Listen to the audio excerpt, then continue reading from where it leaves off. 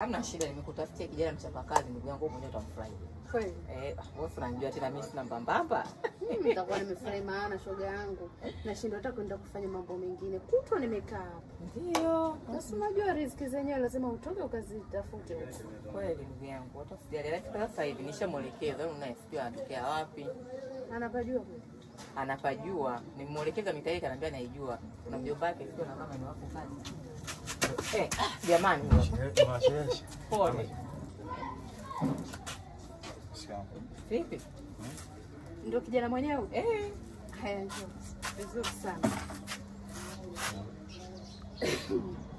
Milima ikutani wanasema, lakini binadamu wanakutana. Namjua vizuri sana. Muulize mimi naye tunajuana vipi?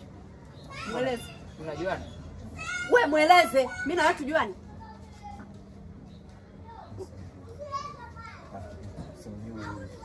Unijui? Mimi na wewe tujuani? Mimi na wewe tujuani? Najua. Ndugu yangu, umekosa kweli watu huko niletwa naletea jambazi? Jambazi? Huyu unamjua vizuri huyu?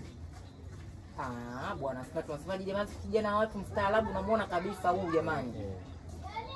Mstaarabu kabisa. Mwangalie anavyoongea na hata haya. Mwangalie jasho linavyomtoka. Una ustaarabu gani wewe?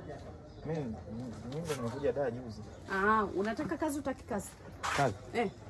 Nataka. Sema ukweli. Unamjuaje? Nilimwambia 30 katokea mkoa. Ukifanyaje? Nilimwambia 30 nikatokea mkoa. Umemwona kijana wako mfanya kazi ulioniletea? Ni shetani. Shetani. Sasa hivi ukinipa kazi, siidi chochote. Muda huo shetani alikuwa kazini. Sasa shetani sasa hivi yuko mapumziko. Si ndio?